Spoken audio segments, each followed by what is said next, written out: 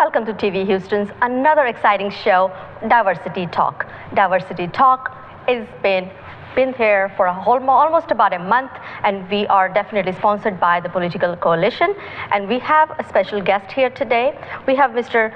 Honorable Bill Calhoun. Correct. Welcome to the show, sir. Thank you very much. And he's the chairman of Texas Federation for Republican Outreach. Absolutely. And on my left, I have Kimberly Mejia, and she is the author of Real Women, Real Talk. Welcome to the show. Thank you. It's a pleasure to be here. Yeah, welcome, both of you. As we know what's going on with Dallas and the other cities are around the globe, around the nation, there's a lot of terrorism, there's a lot of issues, there are a lot of problems that have been going on. But today, since we picked our topic to be black, white, and blue. Black lives matter, white lives matter, blue lives matter, all lives matter. So I'm going to start with Kimberly. So let's talk about what's your opinion on all lives matter. I feel like all lives matter because we're all human and no one should be dehumanized. The only reason there's an outcry that black lives matter is because black lives are being targeted and they're being treated unfairly and they're being targeted unfairly. And once you start getting at the bottom of the barrel, you'll definitely want to climb up for air. Mm-hmm. Okay. Mm-hmm. So, Mr. Calhoun, what's your opinion about it? Okay, Mr. Bill, yeah. What's your opinion on that? Well, with all due respect to my friend Kimberly, she just stated what the problem is, and that is this belief that there is a target on African Americans here in America. It's just not true. It's a narrative that is being advanced by the mainstream media, and unfortunately too many people have bought into it. And now we're seeing how our social fabric is being torn because of this myth that's being propagated. Mm-hmm. Okay. So since we are seeing a lot of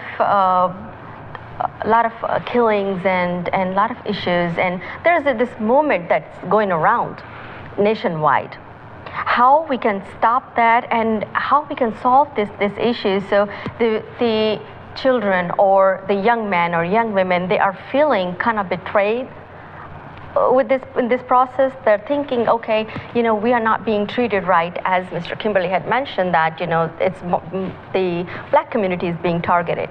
So how you address this issue and how we can solve that problem? Well, you start with the truth. You start by telling the truth. Let me give you some statistics. Mm-hmm. Last year, mm-hmm. there were 985 homicides, killings done by police officers. How many of those do you think were black? I'm going to answer it for you. Mm-hmm. 38. I see. The overwhelming number of people who were killed by police officers, setting aside the reasons, are white and Latino. But unfortunately, we have this myth that's being, carried by the media, which is to ramp up ratings and profits. And of course, it also is political for the Democrats, suggesting that there's a target on African Americans. So we start by telling the truth. It is unfair for us to put our kids in harm's way, having them believe that when they're stopped by a police officer, they are going to be killed. That's just not fair. So I'm here today to tell the truth. As a chairman of Federation of Black Republicans and also executive director of Texas Black Calorie Network, since you were, he had already posted his opinion about that. You're also from the Real Women, Real Talk. You're the author of that book. What's your opinion about that? I'm definitely in agreement with him at a certain extent of that. And the media does portray a lot of that. It does make a rivalry come between the race of the wars, but you have to know what is the whole thing behind it. Is it because they want to come in and bring in the troops to exterminate both races, black, white, and non-whites? You have to find out what is really the reasoning behind it. And also, society as a whole represents all creeds and all races and religions. Our judicial system, unfortunately, should be more sure to make sure that it represents each nationality as well. And I feel like our activists should definitely educate our young and our youth to know that they can be respectful and not inferior and not feel fearful when they have protests and it can be peaceful. As well as we need our judicial system to educate the police to not feel like black people are also a threat to their lives. So if you're afraid to wear the uniform, you definitely need to step down. But I am definitely for pro-life, that all life matters. Let's not get that misunderstood. So my question was, the Black Lives Matter or the Blue Lives Matter? All lives matter. That's my answer. I just answered that and summed it all up. All lives matter. So we need to make sure that we know, just like the police want to live, the black community wants to live as well. We just have, it's just a branch of misunderstanding there. And when you're in a situation when you really don't know the community and the community don't really represent what it is, and you're sending these white cops out or Asian cop or whatever it may be to a black community and they don't really understand that community, there's a fear there. So what you're saying is, let me get that correct, if the police officer, if the 911 call gets made, right, and dispatch is over on their location, so if the victim is black or white or Asian or whatever race that person is, does that matter when the actual person from the 911, the law enforcement person comes in? Does that matter if he has to look at the person? It does if it's going to cost you to lose your life. So it shouldn't matter the color you are, but obviously there's a problem. What I'm saying, there's got to be a problem, because each time there's an incident, if you look at a call being made in a white neighborhood. No, you're saying that the law enforcement person who get called and who is on duty, it shouldn't matter. When that person is white, so he's not gonna help the person? No, that's not what I'm saying. I'm saying that he's capable of helping that person. But if you're threatened by that suspect being black, and what they're showing us on the media, that there's definitely a threat there, there's definitely a fear there, they shouldn't be in those areas, working those areas if they can't communicate with the people and come down to their level. Sometimes it takes somebody from your community to deal with your community. Okay. And we're seeing it every day when we're killing these people. Mr. Bill, so it has to take from your community to deal with your community? Is that how it's going to be? If they're not educated, So the black will deal with black people, and white will deal with white people, and Asian will deal with the Asian, and the Hispanic will deal with the Hispanic? Well, of course, that's ridiculous. Well, I didn't mean but that's not what the America is all about. I did not mean that in that aspect. That's the way y'all were trying to play that out. That's not what I said. I said if you don't know your community, then you need to work in a community that you are familiar with. Because if you don't know me, I'm a person who can deal with international people, but everyone can't do that. It's showing you every day that it's not possible. If every time you're getting called out, this man is losing their life. You go to a white area, you're fighting with these people and they have a gun. But you go to a black area, you're taking something out of his pocket that's 2 inches and we know that's not a gun. I'm just saying that our lives matter. Just people holding signs saying black lives matter, I feel like it's a safety for the police as well as the civilian. So there's got to be a breach there and an understanding. They have to be educated in order to work with these different communities. Okay, if they can't, they should take off the uniform. Thanks. Your point, sir. There's a lot there. Let's start with the truth again. The truth is, it's a myth. And we ask ourselves, well, why is there a myth, and who started it, and who profits from it? It's a political plot to keep black people part of the Democrat Party. And it's been going on since the 60s, and it's taught by successive generations of Democrats, and it's played out each election cycle. They come up with an issue, and they use that issue to stir up the vote. As I said, it is a lie to believe that young black men are being targeted by the police officers. And that's not the reality. It's not reality at all. Now, if you look at why it's being done for two reasons. Number one, for profits, and number two, for political expediency. It is the only play the Democrats have. Blacks make up such a significant part of their electorate. To lose any significant part of that would mean that they could not win the presidency, and that is what is at stake here. And so, in order to bring those voters out to turn out to vote, they have to come up with an issue. This cycle, it is this ridiculous lie that black men are being targeted. They don't refute the statistics. All right? They go back to this same narrative. We saw the president do it yesterday. Same narrative that You are at risk if you're black and you're on the highway and you're stopped by a police officer, but the statistics just don't bear it out. Okay, well, I think to answer that question, we have the right candidate in our studio at this point, and a person who has 23 years in the police department, and he has served as a city council person member as well. So we're going to welcome Mr. Adrian Garcia when we come back. Stay tuned.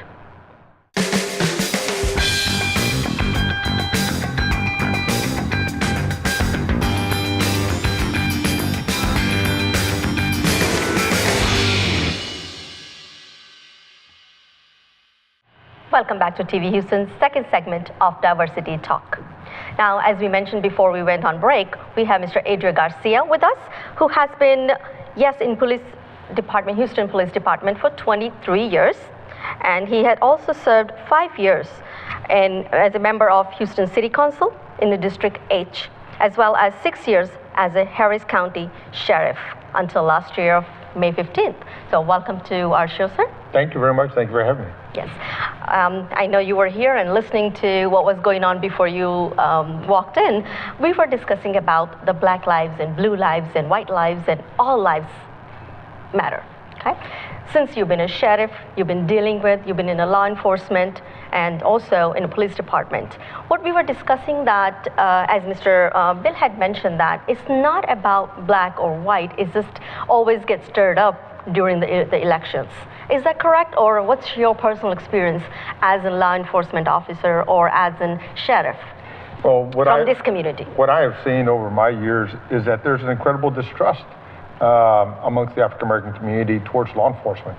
And a little bit in contrast to what Bill was mentioning, I haven't seen anybody out there marketing and campaigning and selling any propaganda, if you will, but there's natural distrust in the African American community when it comes to law enforcement interactions. I dealt with it. There's nobody making money off of it. There was lives that were being lost, and I had to deal with it. And so this Black Lives Matter movement that's going on, that's not a propaganda? I don't think it's a propaganda. I mean, I see, and I have talked to young people who are believing the feel that their lives are at risk. And as we all know, as we all know, perception is reality. Whether it's real or not, perception is the reality. And so what I tend to try to focus on is how to build that trust, how to bridge that gap. And to me, that's the most important thing we can focus on and need to focus on, because we all need to coexist, whether we like it or not. Well, Mr. Bill. Yes. What is your opinion on that? Is that correct? Well, again, with all due respect to my good friend, Sheriff Garcia, I would suggest that we start by finding out the basis of that fear. The basis of the fear is a lie, and the lie is that black men are being targeted. I understand that, it's good for television ratings. I understand it's good for stirring up votes. But it seems nobody wants to deal with the issue. And you, as a law enforcement officer, know exactly what those statistics are. 985 homicides by all of the 18,000 police agencies in the United States last year. 38 of them were African American men. If somebody can tell me how that's a target, I'd love to listen. Well, the term target is one I don't agree with, because to target someone means that someone is actively thinking and working and planning to precisely take out an African American person. And I don't agree with that. I've never believed that there's someone in law enforcement waking up today saying, as soon as I get on duty, I'm gonna work to kill an African American person. I don't believe that. That's targeting. But at the end of the day, the reality of it is that when you look at traffic stops that end up in a fatal circumstance, where a law enforcement officer has had to use lethal force, deadly force, a disproportionate number of those occasions, not talking about homicides in general, but a disproportionate number of the police interactions during what are supposed to be routine confrontations or interactions end up with a African American person being killed. So in that regard, there is reality to that. Now I won't go into the full scale of the rest of the statistics because I don't know those, but I do know that disproportionately routine interactions with African American individuals by law enforcement are resulting in a person of color losing their life. That's a reality. No, let me ask. May I just answer, please? Sure, sure. If a person of color has a narrative in his head that I'm going to be stopped unfairly and treated unfairly because that's what the media and the Democrats have told him, how do you think that's going to impact his interaction with the police officer? Well, Bill, I can't go into the psyche of every person that is being pulled over, and I don't know whether every person is in that frame of mind when they're being interacted with law enforcement. But I'll tell you what is real for me. I got in a patrol car one night with one of my deputies, and we rode the streets. It was about 1 o'clock in the morning, 1:30 in the morning, and we're in a full marked patrol unit. And this car just flies by us. So we pulled the guy over. Turned out to be an African-American male. There was no targeting in that. He violated the law. We pulled him over. Deputy gets his driver's license. I'm on the ground, as they say. I'm the passenger in the patrol car. So I'm coming over to the right side of the vehicle. Deputy gets his license, tells the driver, keep your hands on the steering wheel. I'll be right back. So while he takes his driver's license and insurance to go decide whether or not a citation is going to be issued, I'm watching this young man. He turns and in a very quick motion goes into his glove box. I'm a veteran, and I sprung into action telling the guy, hey man, what are you doing? The deputy told you keep your hands on the steering wheel. Exactly. It is imperative that we get the message out to the community, no matter what your color skin, no matter white, brown, black, Asian, it doesn't matter. When an officer tells you to do certain things, we need you to do that on behalf of the safety of both of you. And what is making your job difficult, sir, what is making your job difficult is this lie that this young man believes that you, as a police officer, is his enemy. I don't agree with you, Bill, because may I finish, please? Look, you're making a statement about I'm trying to respond to your statement. You said that there's a fear, and I agree with you, there's a fear. I'm talking about where does the fear come from? It comes from the lie. I didn't say there was a fear, Bill. You did say that there was a fear. No, I said there's a statistical reality that the interactions between law enforcement and African American individuals during routine occasions are resulting in a reality, in a real loss of life. Now, there's a perception out there amongst young people I've spoken to. I can't speak for all the other young people out in the community. I can't speak to it. But the ones I've spoken to have shared with me that they have a perception. And where does that come from, sir? I don't know. I can tell you. Well, I'll tell you where I think it's coming from. I'm black, and I think I can tell you where it comes from. Well, and I'm the officer engaging with the African American community. So and let I me am ask not you where it afraid of comes you. from. When you law enforcement stops me, I am not afraid of you. Good, because I don't believe the lie. Well, and you're not alone, because I have been in town hall meetings when there are leadership individuals from the African American community saying, you got rights and don't do this and don't do that. They are justifying it because it's profitable for them. They are members of the Democrat Party, and they're justifying it, sir. Let me make this easier for you. Let me just say this: that I'm trying to make the point that there are other people in the African American community that agree with you. I know. Because a young man stood up and says, if I haven't done anything wrong, why do I have to work through these exercises? Now, he was chastised. But what I'm saying to you is that whatever the perception is, there's some people who believe it and there's some that do not. Well, can we start with what the truth is? The Yeah, truth so is, let me ask is that you, there's Mr. a Sheriff statistical Garcia. reality. No, we're talking about Sheriff Garcia, let me ask you this question.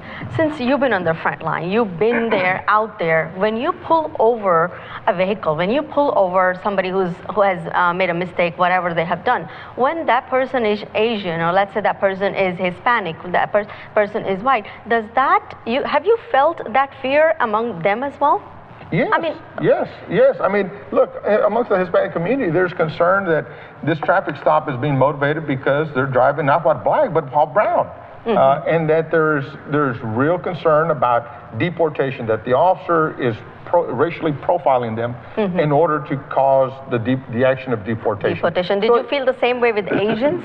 Yes, the fear that you were talking about? Asians have felt that, number one, that they're not respected, that they're not being protected. Secondly, that they're being issued tickets just because there's a language barrier versus the officer working through the opportunity to create engagement through translation resources. How about the white man or white female or white person? No, they don't have that fear. No, I haven't heard it. They just simply stop and do whatever you tell them to do. They don't really disobey, or they don't really make. No, they do disobey, because we've seen arrests made and chases made occurring because there's someone who's Anglo behind that steering wheel. But the perception that they're being, as he is saying, targeted is not coming from the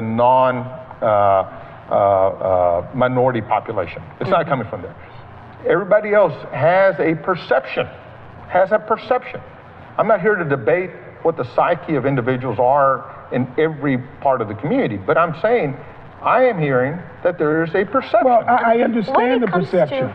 Well, wait. I mean, he's getting a lot of time here. No, of course. You can go ahead and please tell what's your opinion about it. Well, what I'm saying is, why don't we start with the truth? That's all I'm trying to drive home here. We don't have to wrestle with whether it's a perception or whether the perception is real. If we start by telling young black men the truth, that they're not a target, and look at the statistics. The other thing is, probable cause is absolutely necessary for you to do your job. If that young man that you were talking about earlier that sped by you, you had every right to stop him, and he has every obligation to follow your authority. And if we would just start with telling people the truth, then he would not be so likely to feel that he's going to be mistreated, or that Hispanic person is going to feel that they're going to be deported, if in fact they understand what the statistics are. And there is no effort by the Democrat Party to share those statistics, because they traffic in this narrative that, hey, you are being targeted and you are being mistreated, and therefore you need me to protect you. Well, Bill, you're representing the Republican point of view. No, the Republican Party. I'm not here to represent the Democratic point of view. All I'm saying is that from a law enforcement standpoint, that there is a reality in the community. Well, isn't the reality the statistics, though? Isn't the reality, when you look isn't the truth, when you look at the statistics of law enforcement and the encounters and the lethal encounters that have occurred with law enforcement, right, African American individuals are disproportionately represented. That is not true. It is. That is not true. I would refer you to a book by Heather McDonald. Pick it up tomorrow and read it. The statistics come from the FBI. You're going to be shocked to find out what we've been told by media. And it just startles me that Sheriff, you don't know these stats. If you don't know them, how can you expect the kids driving down the street to know them? The fear that they have is because of what's been put in their head, that they are going to be stopped and the police officers are going to mistreat them. 30 more seconds, I promise you, 30 more seconds. Statistics matter nothing. What I keep saying is that there's a perception. Whatever the perception is designed for political reasons to drive home emotions. That's the point that I'm making. I think you put a lot of weight on. Let's take a break, and then once we come back from the break, we can discuss that a little bit further. Very good.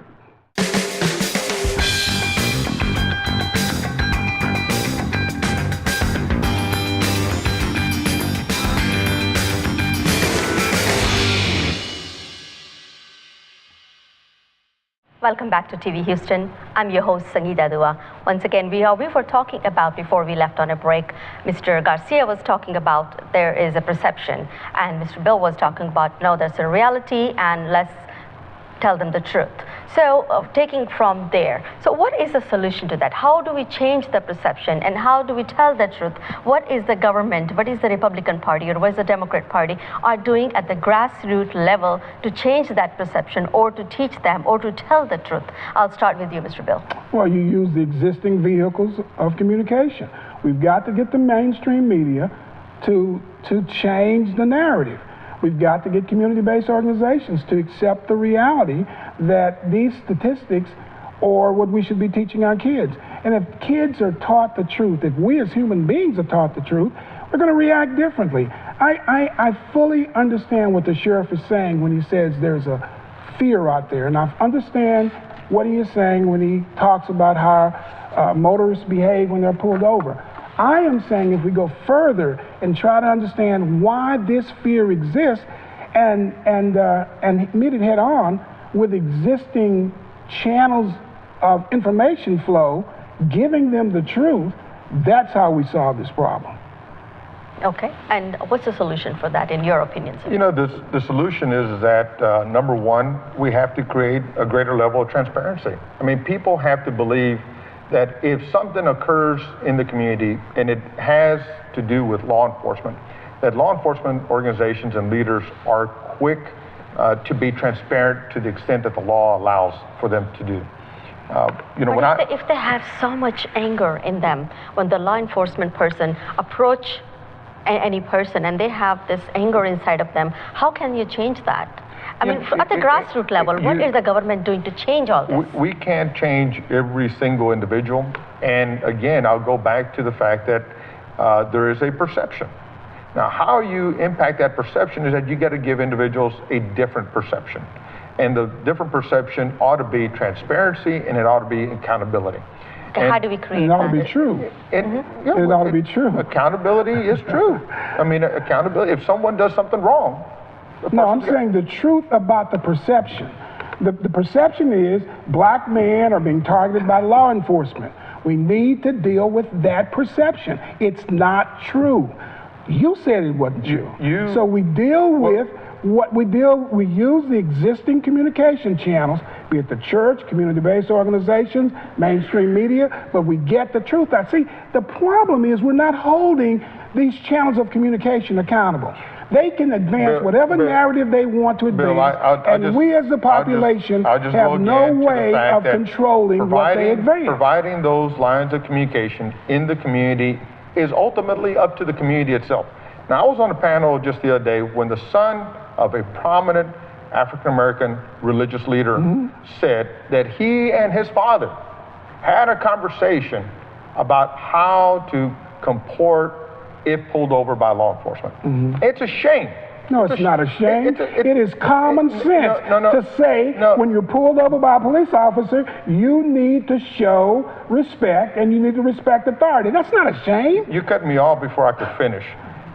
My point is that it's a shame that we have to have a conversation. No, it isn't, Sheriff. And that's the kind of pablum that's being advanced by the left. It is not a shame. It's common sense. Look, hold on. Okay. I don't know what side of the of the political spectrum that religious leader stands on. So I'm not here to validate a political point of view. I am saying that it's a shame that the tone of conversation, I think we're all for having a conversation of respect. Let me ask you this. But hold on a second. When I was growing up, the conversation my dad and I had is that whether law enforcement or not, if that person is older than you, you respect them, period. Exactly. Period. Now, that's my point. But my point is that... But it's been politicized, Sheriff. It's been politicized. The perception is that the conversation has now gravitated to you have to do these things in order to keep your person politicized. safer. The Democrats have said, isn't it a shame? We have to have the talk. I heard Hillary Clinton saying this the other day. It's common sense. You say to your children, you respect authority, regardless of which forms it come in, whether it's your teacher or your neighbor or a police officer.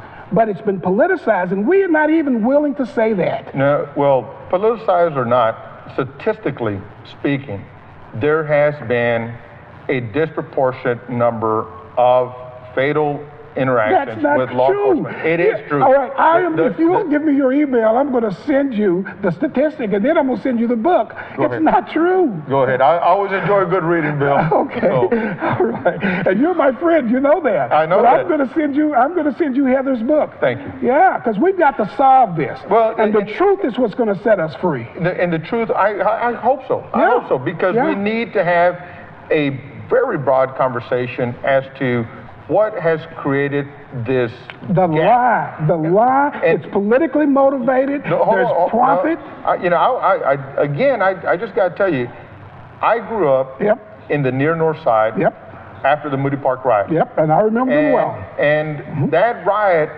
occurred because law enforcement officers had thrown an individual in the bayou, and that individual drowned. He drowned to death. Handcuffed.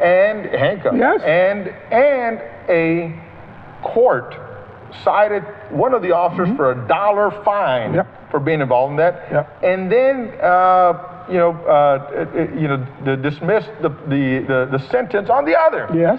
Now the community was incensed over that, and the riot was in part driven by that rage. And so that was not politically driven. That was a reality, and I'm saying that our history, regretfully, is loaded with realities that have occurred over the years, and whether we like it or not, it's coming to a head for some reason. Now, I don't believe any political leader on any side of the political spectrum is out there encouraging either a lie or encouraging a disregard for life that's being lost out of the streets. Here's what you're not doing. And I remember that incident that you're talking about, it was a miscarriage of justice. There's no question about it. But what you're failing to do, and this is the danger of us advancing that kind of narrative. I think we have gone so away from the point. The topic that we had and the question that I had was, when we have the law enforcement people and then officers, they pull somebody over and they see different profiles, the different races and all of that. You think, is this the media that is doing the propaganda? First of all, you're not giving law enforcement officers their due. They're not pulling people over for racial profiling. They're pulling people over for probable cause. And I don't hear anybody saying that.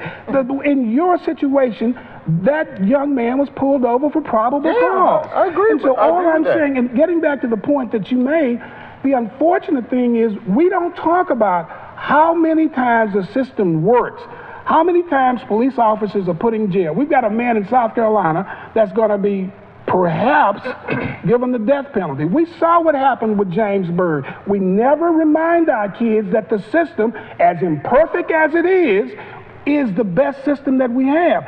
Absolutely, in that Moody Park situation, those cops were wrong and they got off. But I'm saying in many, many more instances, police officers who are rogue cops, the system takes care of it, and we do our kids a disservice when we don't give them a balance of information. I don't disagree with you at all. I don't, because I was known for the number of firings that I did during my time. That's why we're friends. I sent a number of cases to the district attorney for review.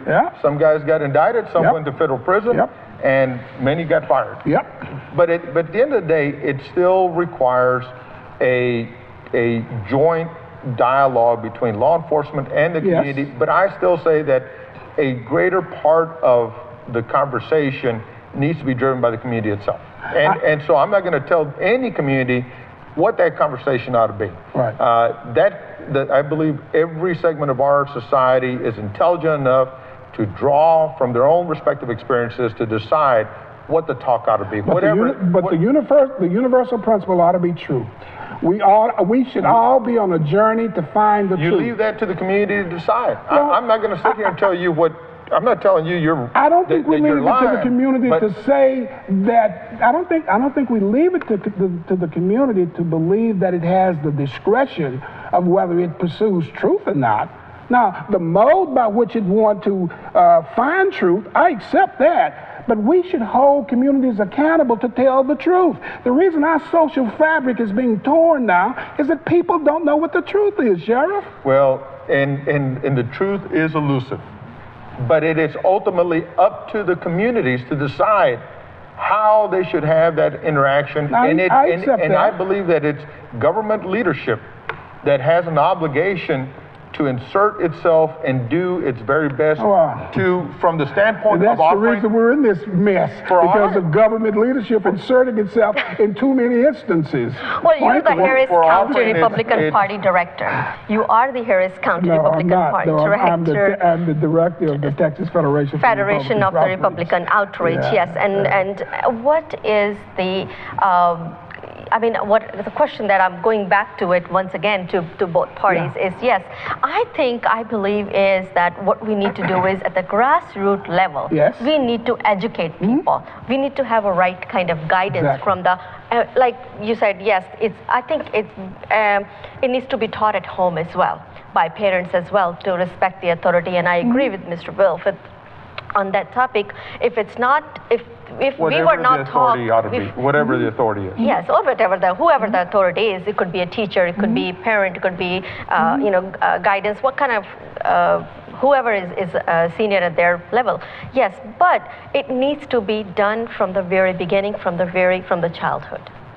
Well, I think you were about to ask me what are we doing? Yes, what we're going to get Donald Trump elected. That's what we're doing. We're going to do, because Donald Trump represents the single type of force that's going to be needed to do something about the entrenched attitudes that we have from top to bottom.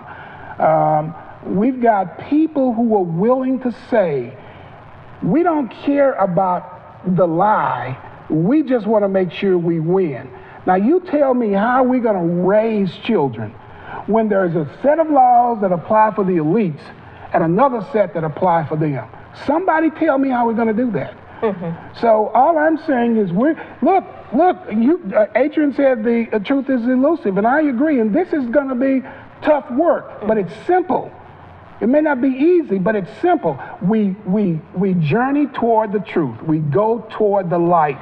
I think the part of the problem is, as we are all Americans, we are immigrants, and most of us, we just do not participate. We don't get ourselves involved in politics and also in the social issues. I think that's why TV Houston is taking the lead to bring in the like-minded people together and bringing the diverse communities together, so they can actually come in and voice their opinion and start getting involved at the grassroots level. So the differences and the changes that we want to make, we have the ability and we have the authority to make those changes that we are talking about. To power. Well, we have to speak truth to power. When Bill, the elites, go ahead. I'm sorry, sir. When Bill says that the answer lies, a minute ago you said it was government leadership that was part of the problem. Yes. Now you're saying you're going to elect Donald Trump because he's an outsider. Because he ain't government. We actually have to take a break. The other side of it is that it's time for us to take a little break. Trump is going to ruin the.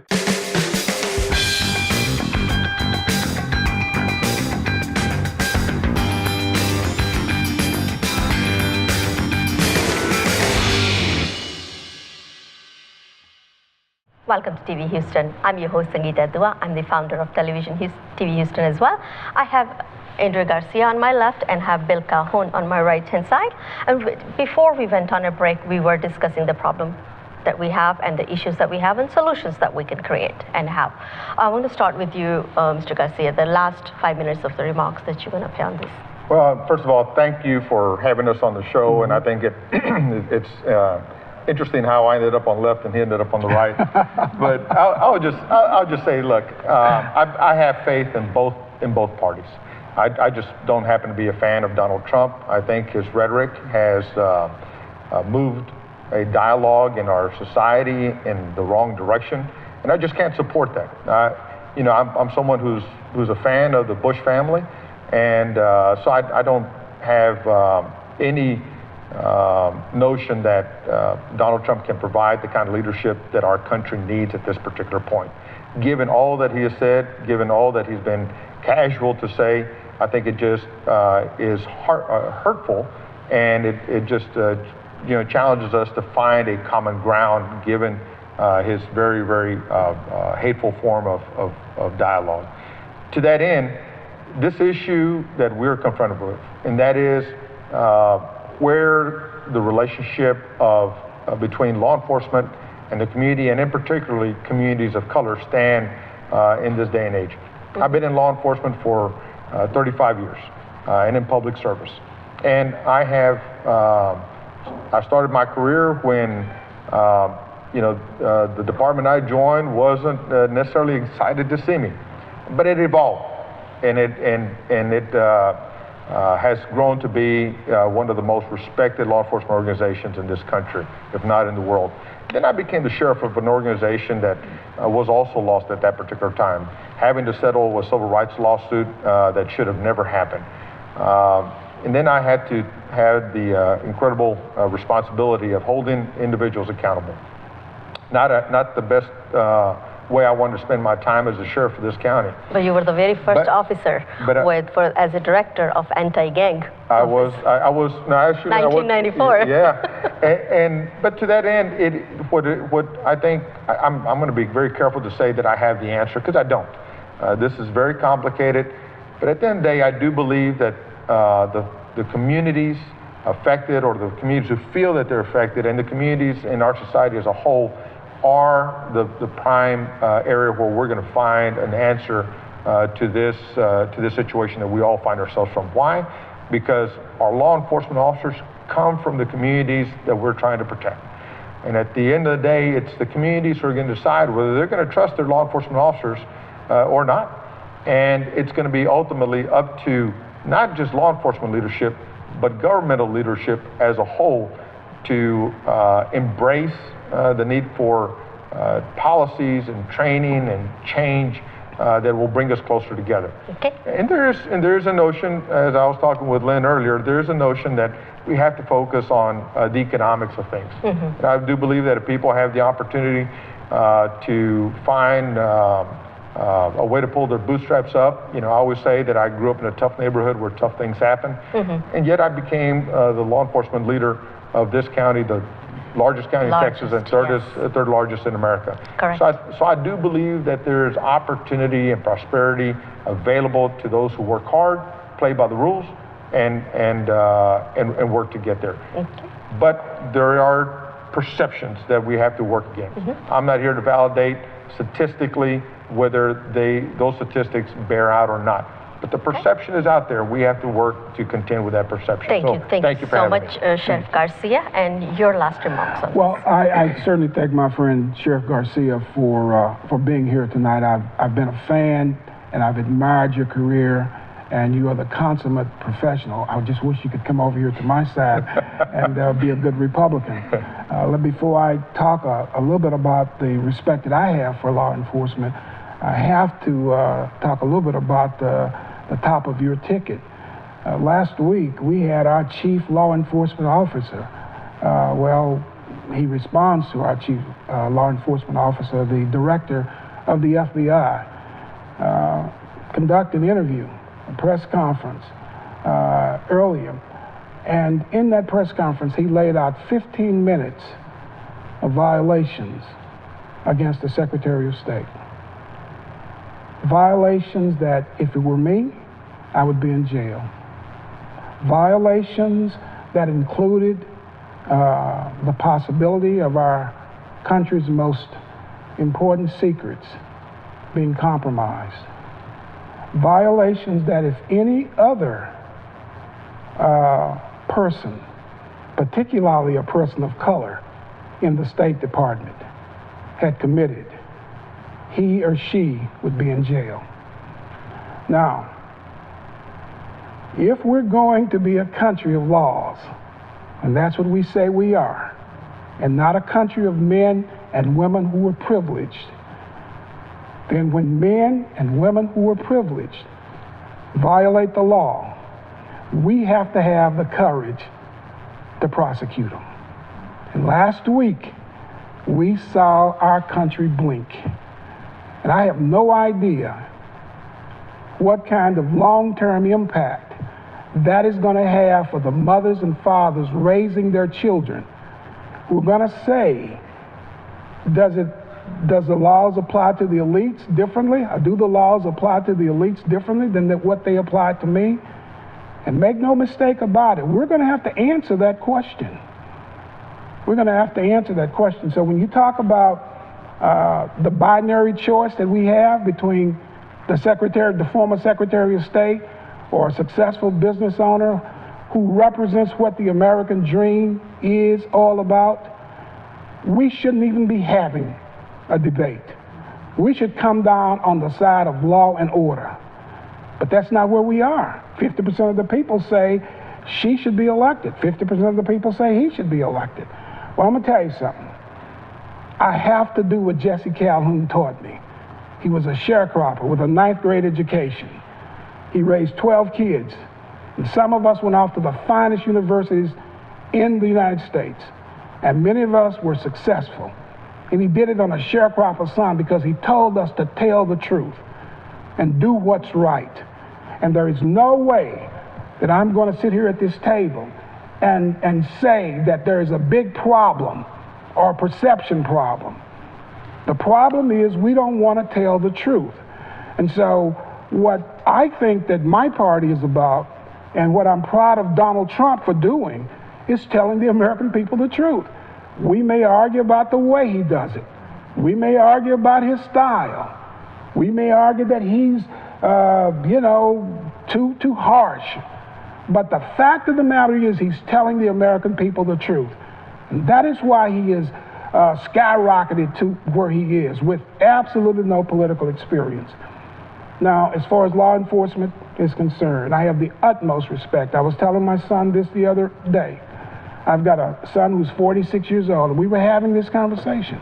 And I said, son, do you recall what I told you when you were 9, 10, 11 years old? He said, yes. I said, son, listen, respect authority, respect law enforcement, just like you respect your daddy.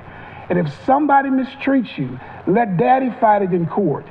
Don't you worry about trying to fight it out there at 1 or 2 o'clock in the morning. And thank God my son has never had any kind of issues, because I told him what my daddy told me. And it's about telling the truth. And so I don't know why we make this complicated, Sheriff. I don't know why we have to come up with all these government programs and all these politicians talking about all these things that we need to do. We need to tell people the truth. It is what got this country to where it is. And unless we get back to telling the truth, this country has no future. Very well said. And as we always tell, that TV Houston and Diversity Talk is nonpartisan. We do not choose sides. We're just here to discuss, and we just bring in the issues and we have debate about it. Thank you so much for watching TV Houston once again. We will see you next week right here between 7:30 and 8:30 Wednesday every night.